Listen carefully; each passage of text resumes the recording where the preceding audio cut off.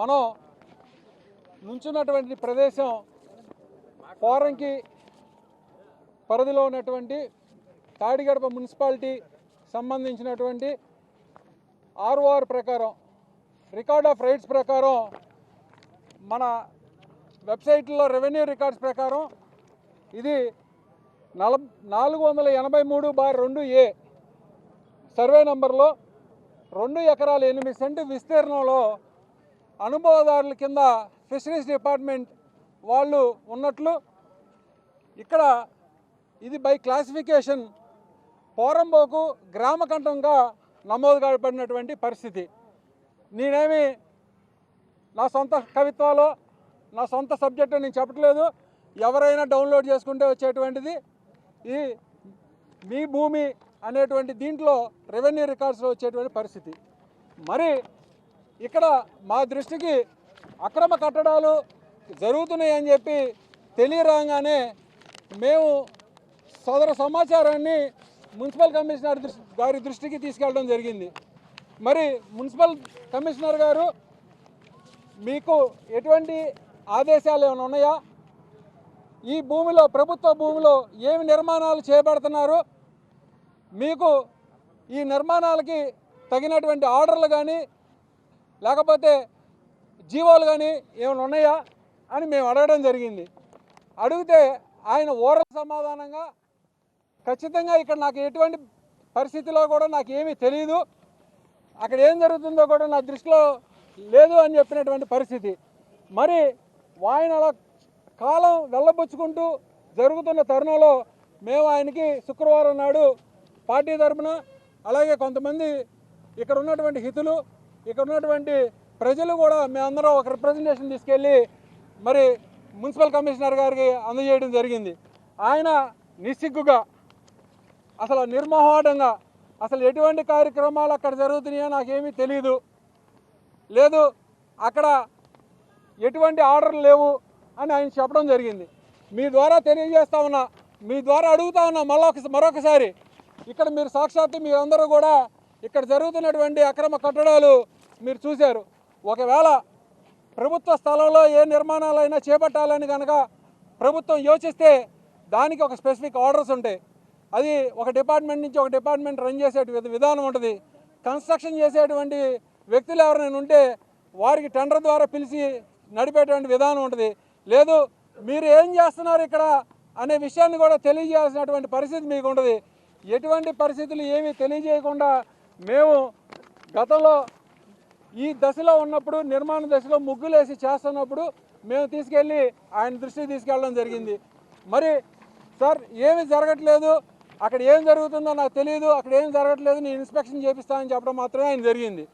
ఒక పేదవాడు డీవియేషన్కి వెళ్ళి అదనపు ఫ్లోర్ కానీ లేకపోతే సెట్ బ్యాక్ల్లో కానీ డీవియేషన్కి వెళ్తే అక్రమ కొరడాలు విధిలిచ్చి వీళ్ళు వాళ్ళందరినీ మొత్తం అందరినీ డిస్మాంటిల్ చేసి టౌన్ ప్లానింగ్ అధికారులు అవ్వచ్చు, కమిషనర్ గారు అవ్వచ్చు, మిగతా ప్రభుత్వ యంత్రాంగం కూడా వాళ్ళ మీద పడిపోయేటువంటి పరిస్థితి. వాళ్ళు చేయడం తప్పని నేను అంటలా, కానీ మీ ఆస్తిలో మీ ప్రభుత్వ భూమిలో జరుగుతుంటే మీరు ఎందుకు స్పందించట్లేదని అడుగుతా ఉన్నా. ఇది మీ ఆస్తి, ఇది ప్రభుత్వ ఆస్తి, ప్రభుత్వం సంబంధించినటువంటిది. నిస్సిగ్గుగా నిర్మోహమాటంగా బాహాటం లేకుండా సిగ్గు సెరవ లేకుండా ఈ విధంగా కనీసం భయం భక్తి కూడా లేకుండా ఈ రకంగా కొనసాగిస్తున్నారంటే ఏమి జరుగుతూ ఉందో, మరి అధికార యంత్రాంగం ఎక్కడ నిద్రపోతూ ఉందో లేకపోతే ఏ ఒత్తిడికి లోనే ఎందుకు చేస్తూ ఉన్నారో కూడా తెలియజేయాల్సినటువంటి పరిస్థితి ఉందని మీ ద్వారా తెలుసుకున్నాం. ఇది బందర్ రోడ్డుకు ఆనుకున్నటువంటి ఈ భూమిలో సుమారు దీని విలువ సుమారు అధికారికంగానే 30-40 కోట్లు ఉండేటువంటి పరిస్థితి. ఇంతటి దురాక్రమానికి గురవుతూ ఉంటే కూడా కనీసం స్పందించట్లా. కనీసం ఇదేనా చంద్రబాబు గారు ఇచ్చేటువంటి సుపరిపాలన అని అడుగుతా ఉన్నా. ఇదేనా మీరు ఇచ్చేటువంటి సుపరిపాలన? ఒక ప్రైవేట్ వ్యక్తి ఆస్తుల్లో కట్టుకుంటే ఎవడో అడగరు, అక్రమ నిర్మాణాలు చేసుకుంటే ఎవడో అడగం, లేకపోతే డీవియేషన్కి వెళ్తే మేము మాట్లాడాం. ఇది ప్రభుత్వ ఆస్తి. ప్రభుత్వ ఆస్తిలో ఏం జరుగుతుంది, ఏం జరగబోతుంది అని అడిగేటువంటి హక్కు ప్రతి పౌరుడికి ఉంది. మేము ప్రతిపక్షం తరపున వచ్చి గొంతు చించుకొని ఏం జరుగుతూ ఉందని అడిగితే కనీస సమాచారం ఇవ్వలేనటువంటి పరిస్థితి. మీరు చూశారు పోలీస్ యంత్రాంగాన్ని ఎంతమందిని మోహరించారో.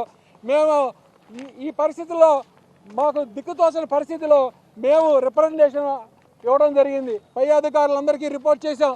ఇదిగో దీనికి సాక్ష్యాలు.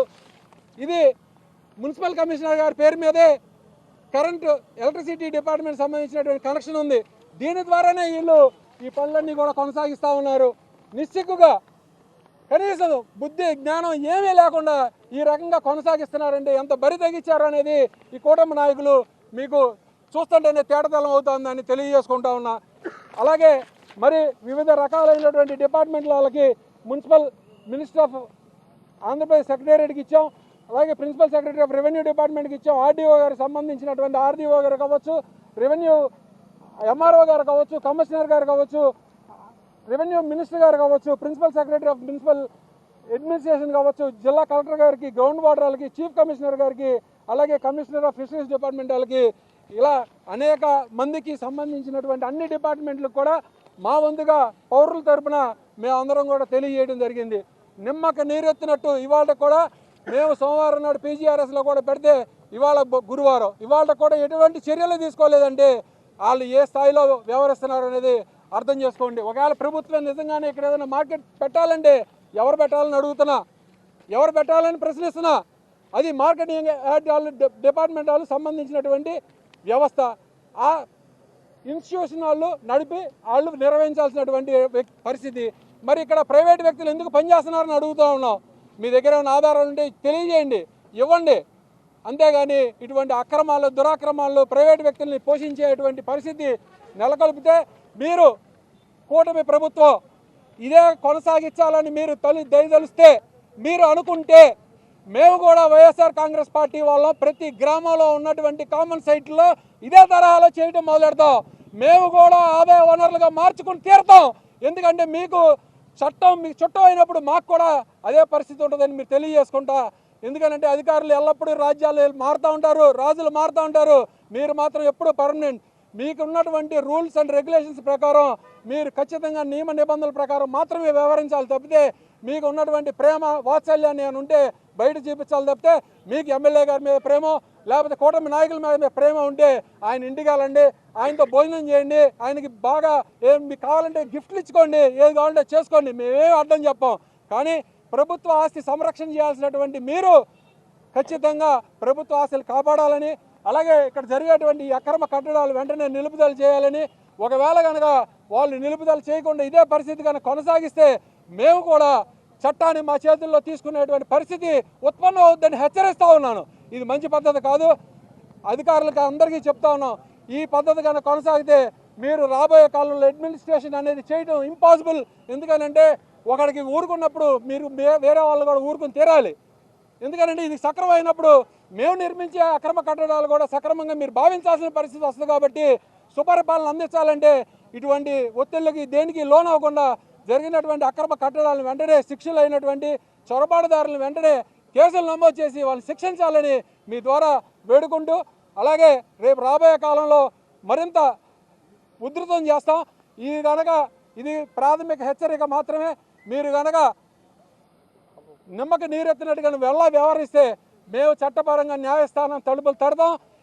ఎవరెవరైతే అధికారులు బాధ్యులై ఉన్నారో దీంట్లో ప్రతి ఒక్కరిని పార్టీలుగా చేసి ప్రతి ఒక్కరికి శిక్షలు పడేది బట్టి కూడా వైఎస్ఆర్ కాంగ్రెస్ పార్టీ పోరాడుతుందని తెలియజేసుకుంటూ ఈ అవకాశం మా పార్టీ నాయకులందరూ కూడా సందర్శించడానికి వచ్చినందుకు నాయకులందరికీ కూడా ధన్యవాదాలు.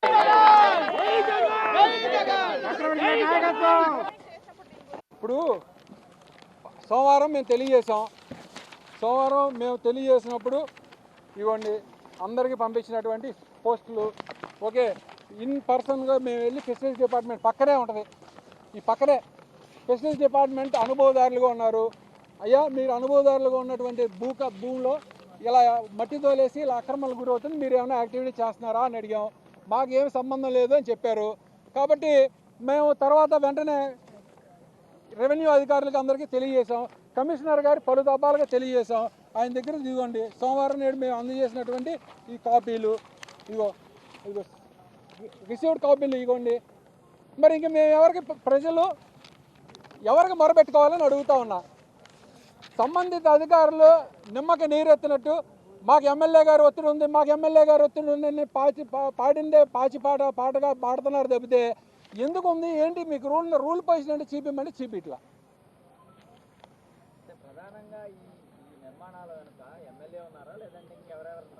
ఖచ్చితంగా ఈ నిర్మాణాల వెనక సాక్షాత్తు కమిషనర్ గారు చెప్పేటువంటి మాటలు ఎమ్మెల్యే గారు ఒత్తిళ్ళు ఉన్నాయని చెప్తున్నాడు. ఆయన ఎమ్మెల్యే గారికి సంబంధం లేకపోతే, ఆయన శుద్ధపోసే అవుతే ఆయన తక్షణమే వచ్చి ఈ అక్రమ నిర్మాణాలను చొరబాటుదారుల మీద కేసులు పెట్టాలి.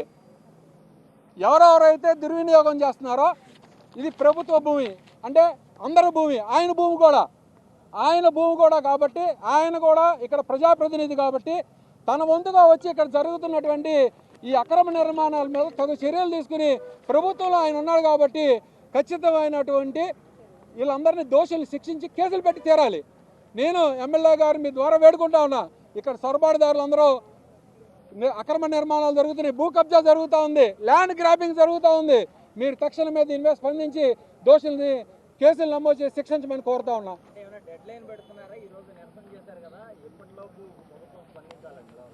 మేము శుక్రవారం నాడు మేము వెళ్ళి కమిషనర్ గారికి తెలియజేసాం, ఓరల్గా వెళ్ళి అడిగాం. సోమవారం నాడు మా రిప్రజెంటేషన్స్ ఇచ్చాం, పై అధికారులందరికీ కూడా పెట్టాం. జరుగుతున్నటువంటి నిర్మాణాలు తక్షణమే ఆపండి అని చెప్పి పోలీసు ప్రొటెక్షన్తో, అదిగో కావాలంటే చూడండి, ఇక్కడ పోలీసు యంత్రాంగం అంతా ప్రొటెక్షన్తో వాళ్ళు ఈ అక్రమ నిర్మాణాలు కడుతున్నారు.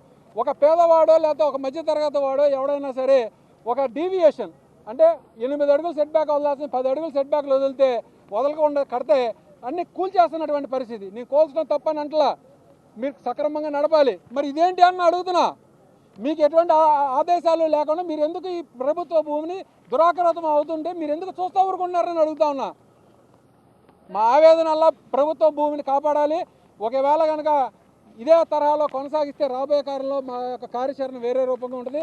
మేము కూడా ఇది కరెక్ట్ అయినప్పుడు ఈ ప్రభుత్వ భూమిలో ఎమ్మెల్యే అనుచరులు నిర్మాణాలు చేసుకుని ప్రైవేట్ దందాలు నడిపి ప్రైవేట్గా వాళ్ళు మార్కెట్లు నరుపుని లేకపోతే అద్దెలు వసూలు చేసుకునేదే నిజమైతే, ఇది కనుక కరెక్ట్గా జరిగితే మేము కూడా ప్రతి గ్రామంలో ఉన్న కామన్ సైట్లో మేము వైఎస్ఆర్ కాంగ్రెస్ పార్టీ వాళ్ళు మేము కూడా మా సొంత డబ్బులతో నిర్మాణాలు చేసుకుంటాం.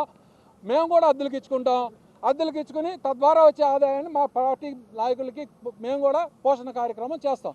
మీరు కరెక్ట్ అయినప్పుడు మాది ఎందుకు కరెక్ట్ కాదని అడుగుతున్నా.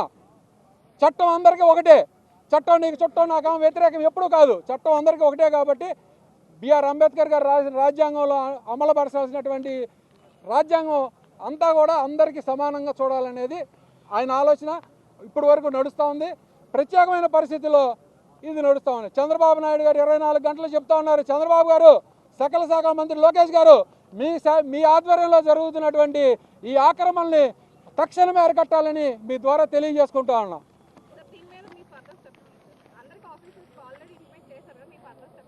వీళ్ళు కనుక స్పందించకపోతే, వీళ్ళు కనుక దీన్ని కనుక చొరబాటుదారుల మీద అక్రమ నిర్మాణాలు ఎవరెవరైతే చేపడుతున్నారో వాళ్ళందరి మీద అక్రమ కేసులు బనాయించి చట్టపరమైన చర్యలు వాళ్ళు కనుక తీసుకోకపోతే మేము కూడా ఇటువంటి కార్యక్రమాలు మొదలెడతాం. మా ఊళ్ళల్లో కూడా మేము కూడా ఎక్కడెక్కడైతే ప్రభుత్వ ఆధీనంలో ఉన్న భూములన్నీ కూడా చేస్తాం. ఎందుకంటే మీకు కరెక్ట్ అయినప్పుడు మాకు ఎందుకు రాంగ్ అవుతుందని అడుగుతున్నాం. చట్టపరమైనట్టు మేము న్యాయస్థానాలు తలుపులు తడదాం, దోషులు అయినటువంటి వాళ్ళందరినీ శిక్షిస్తాం. మీరు కరెక్ట్ మీరు నేర్పుతున్నటువంటి సంస్కృతి కొత్త సంస్కృతి నేర్పారు. బలవంతులు బలహీనల మీద ఎక్కి చెక్కొచ్చు అన్నారు. మేము బలహీనలం కాదు. జగన్మోహన్ రెడ్డి గారి నాయకత్వంలో వైఎస్ఆర్ కాంగ్రెస్ పార్టీ అత్యంత ప్రతిష్టాత్మకమైనటువంటి పార్టీ. మేము కూడా తప్పకుండా ఎదుర్కొంటాం, మీ మెల్ల ఉంచుతాం. మేము కూడా మీరు కత్తి చూపించి పొడిస్తే మేము ఇలా పొడిపించుకున్నాం, లేకపోతే చెంపలు పగలు కొట్టించుకునే పరిస్థితి అయితే ఈ కాలంలో కుదరదు కాబట్టి మేము కూడా మీ చెంపలు పగలగొడతాం.